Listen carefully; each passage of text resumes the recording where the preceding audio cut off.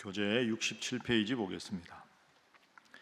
신문후 제사장과 서기관 장로들은 예수님을 총독 빌라도에게 송치합니다.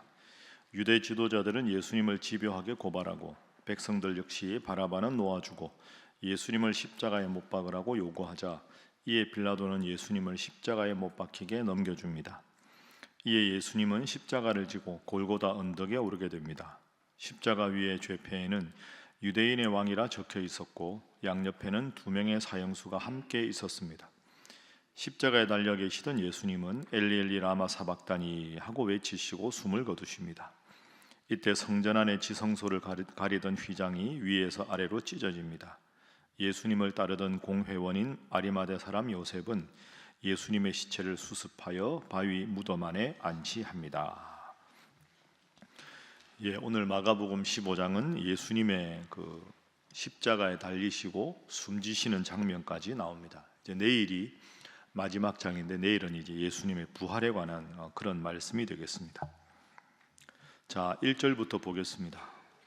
예수님이 이제 잡히시고 신문을 받으셨는데 새벽에 대제사장들이 즉시 장로들과 서기관들 곧 온 공회와 더불어 의논하고 예수님을 결박하여 끌고 가서 빌라도에게 넘겨줍니다. 자, 빌라도가 지금 총독입니다. 그러니까 15장 1절의 첫 단어가 새벽에입니다. 이건 예수님을 십자가에 못 박으려고 하는 모든 시도가 잘못된 시도라는 게 드러납니다. 새벽에 대제사장들이 공회와 더불어 의논했다. 공회는 그 당시 식민지였던 이스라엘의 최고 의결기관입니다. 식민지니까 사람을 죽이고 살리는 권한은 로마 정부를 대신하는 로마 총독에게 있습니다. 그러니까 아무리 이 공회의원, 대제사장, 서기관, 바리새인들 전체 유대인들의 종교 대표자인 72명이 사형을 건의할 수는 있으나 사형을 언도할 수는 없습니다. 그건 로마의 식민지니까 로마 정부를 대표하고 황제를 대표하는 총독만이 사형시킬 수 있는 걸 언도할 권한이 있습니다. 그러니까 이 사람들 입장에서는 예수님을 죽이고 싶어서 지금 안달이 난 거죠. 어제 그 많은 밤에 600명 정도 되는 병력들을 데리고 가서 예수님을 잡아왔습니다. 그러면 로마 총독이 업무를 시작하는 시간은 오전입니다. 그런데 1절 시작이 새벽 아닙니까? 새벽에 로마 총독을 찾았다는 것 자체가 불법이라는 뜻입니다. 온 공회와 모였다. 온 공회는 사내들인 공의회는 유대인의 가장 중요한 의결기구라고 말씀드렸죠. 이건 새벽에 모이지 않습니다. 여러분 그냥 상식적으로 우리가 할 말이 있어서 법원에 가도 잘 모르지만 보통 9시부터 5시 이렇게 일과 시간이 정해져 있죠. 밤에 잡아서 새벽에 신문하고 총독에게 넘겼다. 이건 처음부터 끝까지가 불법이라는 뜻입니다. 빌라도에게도 마음이 불편합니다. 빌라도가 아니 도대체 나를 뭘로 보고 새벽에 나를 불러내느냐. 요한복음에 보면 그런 식으로 되어 있습니다. 2절에 빌라도가 묻습니다. 내가 유대인의 왕이냐? 맞다. 3절 자 함께 읽어봅니다. 시작. 대제사장들이 여러 가지로 고발하는지라. 많은 죄목을 들여서 예수를 죽여야 한다는 걸 이런저런 이유를 쭉 다는 겁니다. 4절 빌라도가 묻습니다. 왜 아무 말도 안 하느냐? 예수님께 저렇게 너에 대해서 죄목이 많다는데 억울하면 너의 입장을 이야기하라. 자, 5절 말씀 함께 읽습니다. 시작.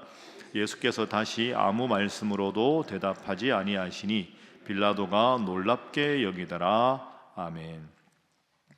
예수님이 아무 말씀도 안 하십니다. 이유가 뭘까요?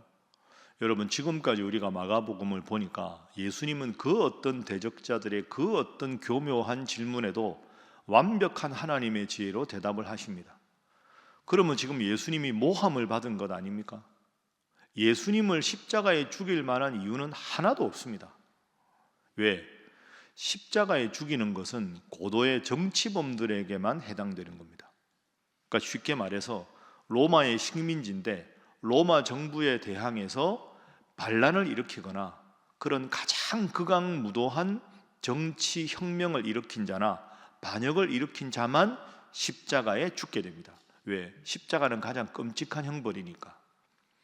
그런데 여러분 생각해 보면 예수님께서 예루살렘 입성하실 때 그 많은 무리들이 양쪽으로 도열했는데 로마를 몰아내자 이렇게 해서 만약에 로마에 있는 군사들과 싸움이 일어나고 로마의 병정들을 다 몰아내고 감옥에 넣고 만약에 예수님이 그런 정치적인 행위를 했다면 예수님을 죽일 명분이 있습니다. 그러나 예수님은 끝까지 나귀를 타고 평화적으로 하셨습니다. 내 나라는 이 땅에 속한 것이 아니다. 영적인 의미로만 왕이심을 말했습니다. 그러니 논리적으로 생각하면 예수님을 십자가에 죽일 만한 이유가 단 하나도 없습니다. 빌라도도 알고 있습니다, 그걸. 그런데 지금 대제사장들이 와서 3절에 여러 가지로 고발합니다. 예수님의 침묵의 이유가 여기 있습니다. 이 사람들은 예수님을 죽이려고 혈안이 되어 있는 사람들입니다. 마음이 앞서고 감정이 앞선 사람들에게 아무리 차분하게 설명해도 그 설명을 받아들일 마음의 여유가 없는 겁니다. 그런 사람들 앞에 아무리 이야기해봐야 우리가 어릴 적 배운 속담처럼 속이에 경일깁니다. 예수님이 그 어떤 말로도 이 사람들의 고집을 꺾을 수 없는 영적으로 눈먼 자들이거든요. 그러니 가만히 있는 겁니다. 여러분, 여기서 예수님의 침묵을 배워야 합니다. 하고 싶은 말이 없어서가 아니라 그 말을 하는 것이 아무런 도움이 되지 않을 때 예수님은 끝까지 침묵하셨습니다. 그리고 우리가 마가복음에 본 대로 새벽마다 나가셔서 기도하셨습니다. 하나님 앞에서 하나님이 내 마음을 아시고 하나님의 뜻을 실현하는 것으로만 만족하시고 그 어떤 인간적인 입장으로 서운함을 토로하거나 나의 입장을 토로하거나 더 많은 사람들이 자기 진심을 알아주거나 그런 노력을 일체 하지 않으셨습니다. 필요 없는 상황이라서 그렇습니다. 여러분이나 저도 살다 보면 그럴 때 있지 않습니까? 잘못된 오해는 때로 풀어야 합니다.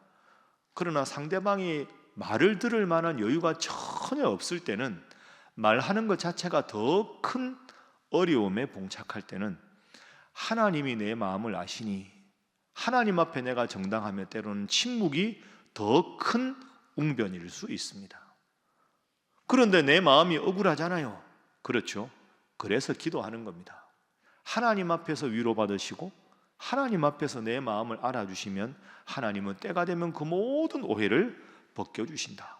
십자가는 부활의 승리로 이어진다 하는 것이죠. 첫 번째 기도 제목입니다. 때로는 침묵의 지혜를 허락하소서 하는 것입니다. 때로는 침묵의 지혜를 허락하소서. 하고 싶은 말이 있어도 때로는 교회를 위해서, 덕을 위해서 침묵할 수 있는 지혜가 필요하다. 그것이 오늘 본문의 예수님의 모습입니다. 자, 빌라도가 놀랐습니다.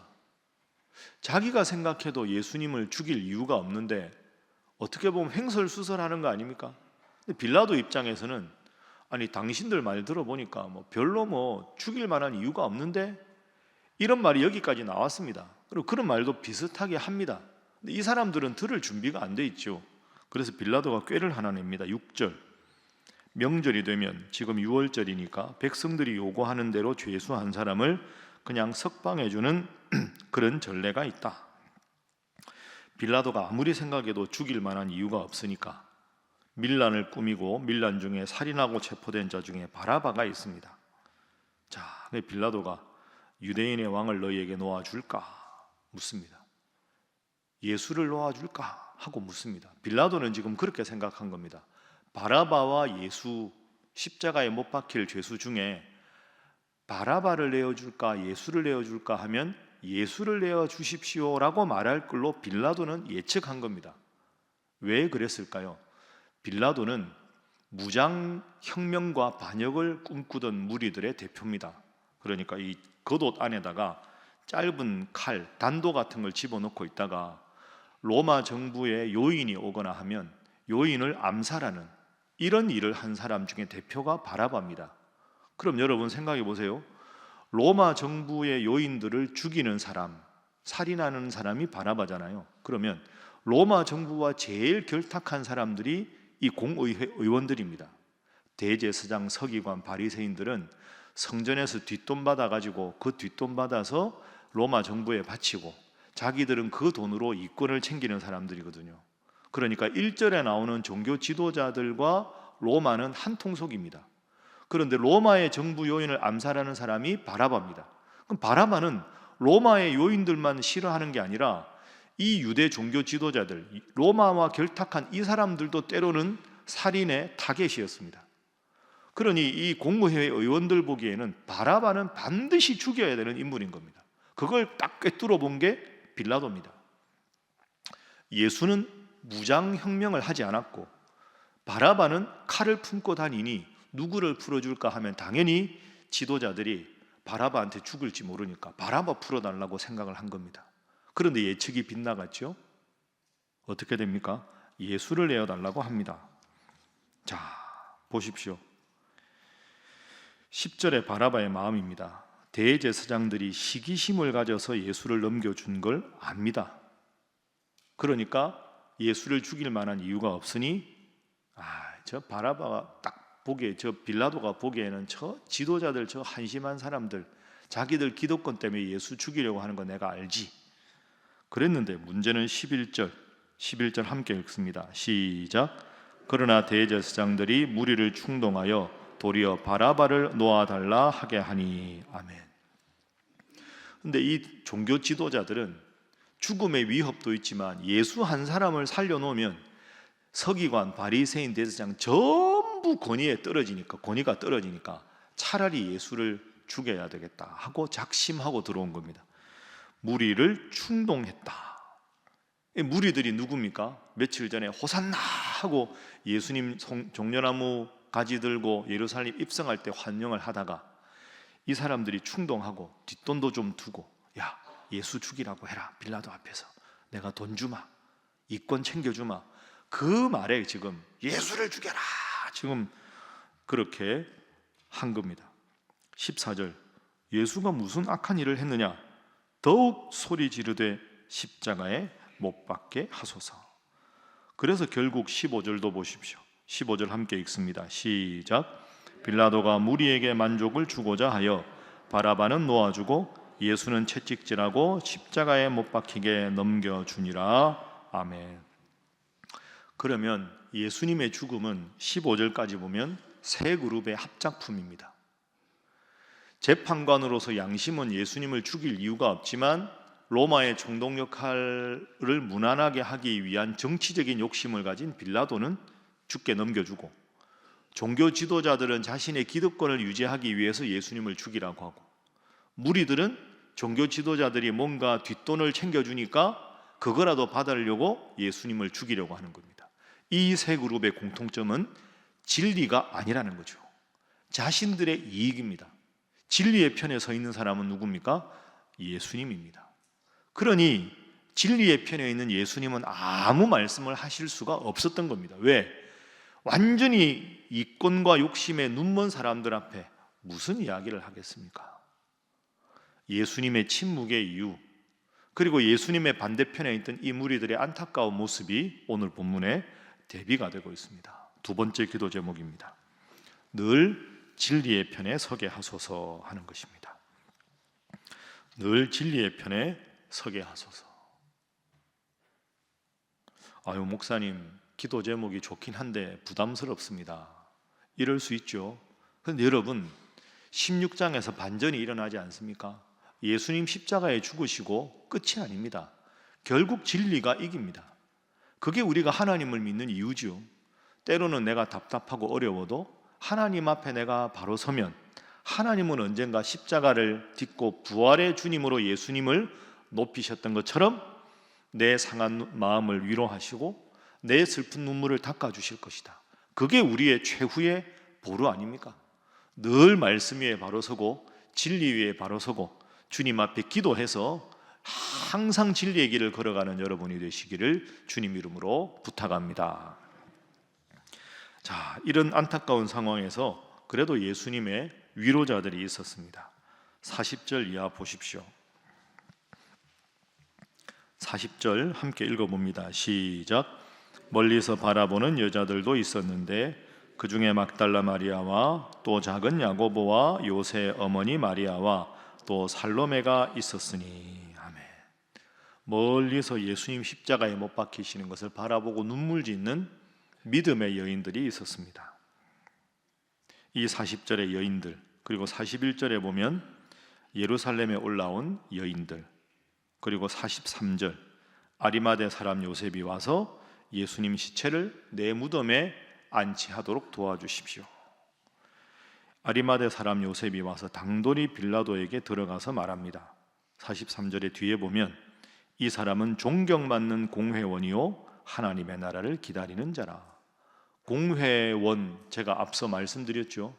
유대인들 중에 종교 지도자들 중에서 가장 높은 지위에 있는 사람이 사내들인 공의회 의원입니다. 72명이라고도 하는데요, 제가 생각하기에는 70명이고 그 해 대제사장이 의장입니다. 그러니까 의장과 합하면 71명이죠. 그러니까 사내들인 공의회 의원이 된다는 건 모든 제사장, 서기관, 바리새인, 사두개인들 중에서 가장 최고로 높은 권력자입니다. 그런데 이 아리마대 사람 요셉이 예수님을 구원자로 믿은 것 아닙니까? 예수님 시체를 빌라도에게 달라고 하고 자기 무덤에 안치합니다. 그 순간 이 소문이 다 나겠지요. 아리마대 요셉이 어떻게 되었을까요?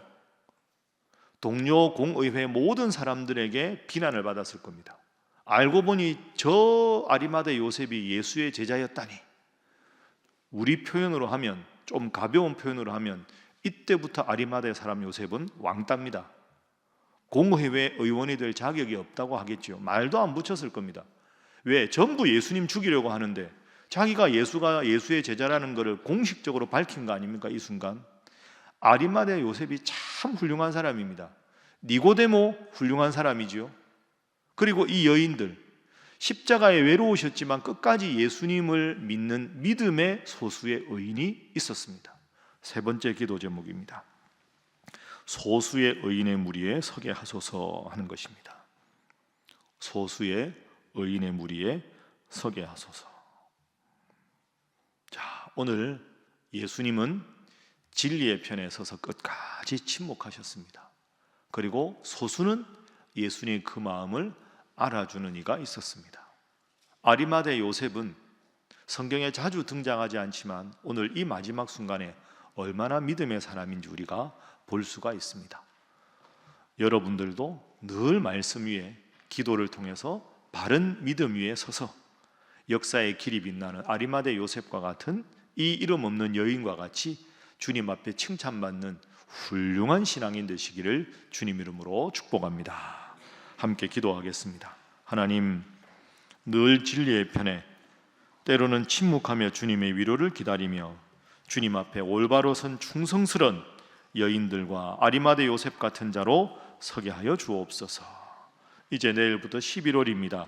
각 기관 정기총회가 시작되고 이제 앞으로 헌신자들이 많이 필요한데 주님을 위하여, 교회를 위하여 신실한 일꾼이 되게 하시고 많은 일꾼들이 주님의 영광을 위해서 충성하고 봉사하는 우리 신일교회가 되게 하여 주시옵소서.